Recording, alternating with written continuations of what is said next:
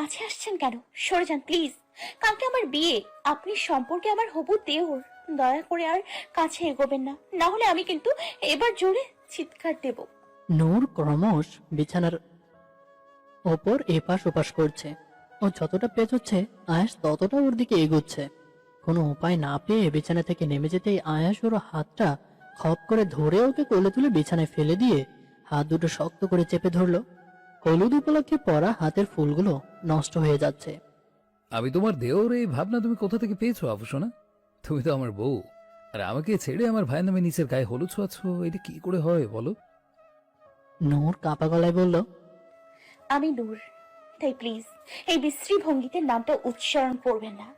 আর ছাড়ুন আমাকে, আমার হাতে লাগছে, সরে যান। আয়াস এবার একটা টেডি স্মাইল দিয়ে নূরের কাছে গিয়ে ওর নিজের ঠোঁট জোড়াতে কামড় বসাতেই হঠাৎ প্রবল শব্দে দরজা খোলার আওয়াজের সাথে একটা মেয়ে এসে রুমে ঢুকে গেল। নূরের প্রাণ ফাঁকি যেন উড়ে গেল। যে ভয়টা পেয়েছিল তাই হলো।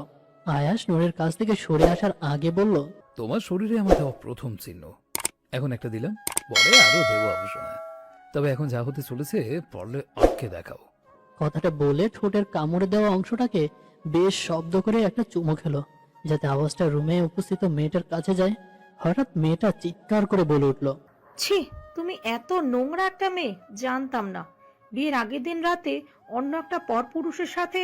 নূর তড়িঘড়ি করে বিছানা থেকে নেমে মেয়েটার কাছে গেল। যে ওর ভাইয়ের হবু বউ, যে কিনা নূরকে দু চোখে সহ্য করতে পারে না।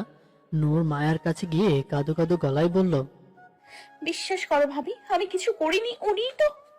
কথাটা পুরোটা বলতে না বলতেই মায়া বলে উঠল, তুমি ভাঙবে তবুও মজ খাবে না, বুঝেছি। তোমার এই কুকীর্তি আমি সবাইকে জানাবো। ওয়েট। বলে মায়া রুম থেকে বেরিয়ে গেল। নূরের চোখ দিয়ে টপ টপ করে জল গড়িয়ে পড়েছে। ও বোঝে না যে মায়া আর ওর প্রতি কিসের এত রাগ, যে সবসময় কোনো না কোনো ভাবেই হ্যারাস করার চেষ্টা করে ওকে। মায়ের রুম ছেড়ে যেতেই আয়াস নূরের কাছে গিয়ে বলল, এই আভূষণা, এখন কাঁদছো কেন? এখন সব কেঁদে নিলে বিদায়ের সময় কাঁদবে কি? তুমি কাঁদলে যে আমার বুকে এসে লাগে। কথাটা শুনতেই নূর আয়াসকে একটা থাপ্পড় মারলো। না জানি কোন জীবনের দুশ্মনী ছিল আমার সাথে আপনার, যে আপনি আমার সাথে এমন করলেন। তবে এটুকু জানবেন যে আহানকে ছাড়া আমি কাউকে বিয়ে করব না, কাউকে না। আয়াস রক্তচক্ষু নিয়ে তাকালো। আজ অব্দি কেউ কখনো ওকে চড় মারেনি, কিন্তু আজ নূর ওকে চড় মারলো। আয়াস নূরকে দেওয়ালের সাথে চেপে ধরলো। নূরের দিকে এগোতে গেলেই ঘরের মধ্যে হুড়হুড় করে লোকজন ঢুকতে শুরু করলো। সবাই ওদের দিকে তাকিয়ে আছে, যেন বিনোদন দিচ্ছে ওরা দুজন। হঠাৎ মায়ার গলার আওয়াজে আয়াসের হুঁশ ফেরে। রাগে নূরের কোমরে শক্ত করে ওর নখের আঁচড় বসাতে নূর ওর হাতটা পেটে শক্ত করে চেপে ধরলো। সেখান থেকে ছিটছিট করে রক্ত বের হচ্ছে। মায়ার গলার আওয়াজ ভেসে আসলো কানে। দেখেছো নূর আর এই ছেলের মধ্যে ঠিক কোন ধরনের সম্পর্ক? এই ছেলে তো এক্কেবারে বেহায়া, আর তার সাথে তোমাদের নূরও। না হলে হলুদের রাতে কেউ কি করে তার ঘরে কোনো পরপুরুষকে ঢুকতে দেয়? মায়ের এমন কথা শুনে আহান বলে উঠল, এগুলো কি হচ্ছে আয়াস? আর তুমি বা কি করে পারলে নূর? তোমার প্রতি আমার বিশ্বাসটা এইভাবে নষ্ট করতে পারলে? যেখানে ওর কোনো দোষ নেই সেখানে সবাই ওর দিকে আঙুল তুলছে। এখন ও কিভাবে বিশ্বাস ফেরাবে? আপনি ভুল বুঝছেন আমাকে, বিশ্বাস করুন আমি কিছু করিনি। আপনার ভাই তো জোর করে। আহান নূরকে থামিয়ে বলল, আর কোনো কথা শুনতে চাই না, যেটুকু বলেছো ইনাফ। এখানে সবাই আছেন, সবাইকে উদ্দেশ্য করে বলছি যে আমি এমন কোনো মেয়েকে বিয়ে করব না যার আমার প্রতি কোনো অনুভূতি নেই। তাই আমি নূরকে বিয়ে করতে পারবো না। আর তুই আয়াস, আমার ভাই হয়ে এটা ঠিক করিসনি। কথাটা বলে আহান সেখান থেকে বেরিয়ে গেল। আয়েশের কাজিনরাও শকড। হলুদ সন্ধ্যাতে এমন কিছু হবে কেউ ভাবেনি। মেয়ের এমন অপমান দেখে নূরের বাবা আরাফাত সাহেব বললেন, এই ছেলে, তুমি এত নির্লজ্জ কেন? তুমি আমার মেয়ের সাথে এমন অশ্লীল আচরণ করছো, এটা জানা সত্ত্বেও যে সে তোমার ভাইয়ের হবু বউ। এখন ওকে কে বিয়ে করবে শুনি? তোমার ভাই তো বিয়ে করবে না বলে চলে গেল। আর তুমি যা লম্পট আর বেয়াদব, তোমার সাথে তো কখনোই আমি আমার মেয়ের বিয়ে দেব না। আরাফাত সাহেবের একথা শুনে মায়ার মুখে আলো ছায়া নেমে এলো। ও কোনোভাবেই চায় না যে নূর আর এক মুহূর্তেও আর এই বাসায় থাকুক। তাই ও বলে উঠল, কেন হবে না? আলবাত বিয়ে হবে। এই ছেলের জন্যই নূরের বিয়ে ভেঙেছে। এই ছেলের সাথেই নূরের বিয়ে হবে। এই ছেলেই করবে ওকে বিয়ে। নূর অনবরত কান্না করেই চলেছে। ওর চোখে জল বাদ মানছে না। বিয়ের আসর থেকে ওর হবুবার চলে গেছে বিয়ে ভেঙে।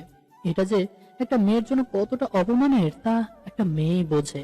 মায়া আয়াসের দিকে তাকিয়ে বলল, আজই তোমাদের বিয়ে হবে, এক্ষুনি। কথাটা বলে পার্লারের মেয়েগুলো বলল নূরকে বউয়ের সাজ সাজতে। আহান একটা টেডি স্মাইল দিয়ে চলে গেল। রুম থেকে সবাই বার হতে লাগলো আর নিজেরা নিজেদের মধ্যে কানাঘুষো করতে লাগলো যে তাদের মধ্যে আগে থেকে কোনো সম্পর্ক ছিল কিনা। নূরকে সাজাচ্ছে আর অনবরত কেঁদেই চলেছে। পার্লারের মেয়েটা বিরক্ত হয়ে বলল, এই মেয়ে এত কাঁদছো কেন? মেকআপ নষ্ট হয়ে যাবে। তবুও কি চোখের জল বাদ মানে? আজ আহান আর নূরের হলুদ ছন্দা ছিল। গেটের সামনে বড় বড় করে লেখা ছিল, আফসান নূর শাফিয়াত আহান।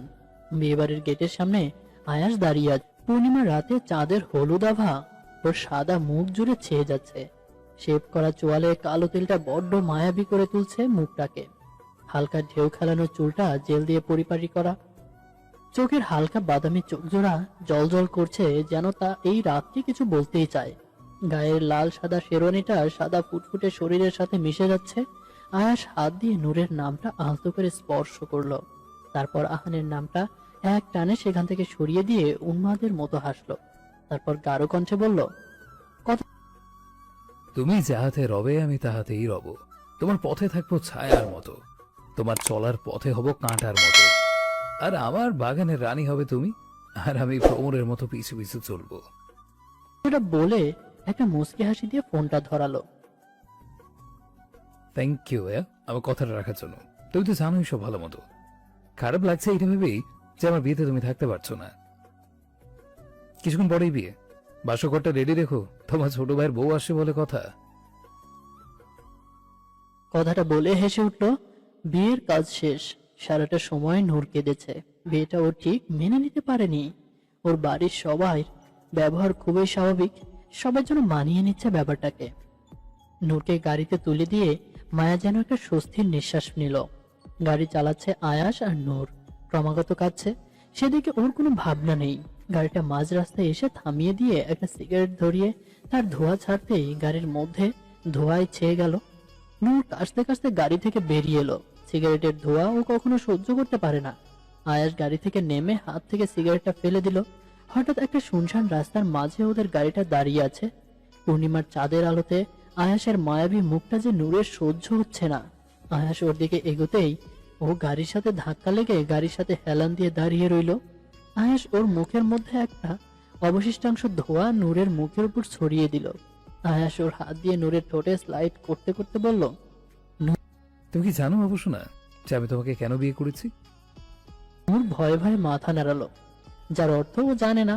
আয়াস মুস্কি হেসে বলল, কারণ তুমি আমার প্রিয় নেশা, যে নেশা কখনো যাবে না। কখনো পালানোর চেষ্টা করো না, আমি ঠিক ধরে ফেলবো। আয়াসের এমন নেশা ভরা কণ্ঠস্বর শুনে নূর কেঁপে উঠল। নূর কিছু বলছে না, কি বলবেই বা। সব কত তাড়াহুড়ো করে অদ্ভুত ভাবে হয়ে গেল। আয়াসকে মানতে পারছে না। খানিকটা রেগেই বলল, উদ্দেশ্য কি আপনার? হ্যাঁ, কি জন্য এমনটা করলেন? তিনি তো আপনার বড় ভাই।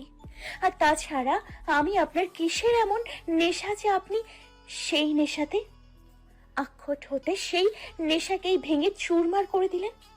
আয়াস নূরের হাতের তালুতে একটা চুমু দিয়ে বলল, আমি তোমার জীবনের একমাত্র ভিলেন, যে তোমাকে কষ্ট দেবে, আবার তার থেকেও বেশি পরিমাণ ভালোবাসা ফিরিয়ে দেবে।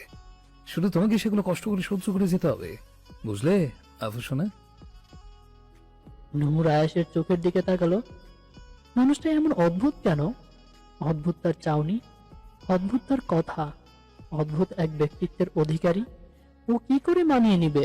আয়াস গাড়ি স্টার্ট দিল। নূরের বুকের মধ্যে ধুকপুকিনিটা ধীরে ধীরে কমছে। মানুষটা যতক্ষণ ওর কাছে ছিল ততক্ষণ শরীরের হরমোনগুলো যেন বিপরীত প্রতিক্রিয়ার কাজ করতে শুরু করে দিয়েছিল। মানুষটাকে ক্রমশ ভয় পাচ্ছে নূর। তার চোখের ভাষা সম্পূর্ণ আলাদা। হালকা বাদামি বর্ণের চোখগুলো বড্ড রহস্যময়, যেন সেই রহস্য ভেদ করে হয়তো নূরের কয়েক যুগ সময় লেগে যাবে। বাইরের দিকে তাকাচ্ছে নূর। গাড়ির ভেতরে ওর পাশে বসে থাকা মানুষটার দিকে তাকাতেই যেন ভয় লাগছে। গভীর রাত বললেও বোধহয় ভুল হবে। প্রায় ভোরের আগমন ঘটেছে। গ্রামের পরিবেশ ভোর হলেই কত সুন্দরভাবে মোরগগুলো তাদের বিরস কণ্ঠস্বর দিয়ে সবাইকে জাগিয়ে তোলে, কিন্তু শহরে তেমনটা হওয়ার সুযোগ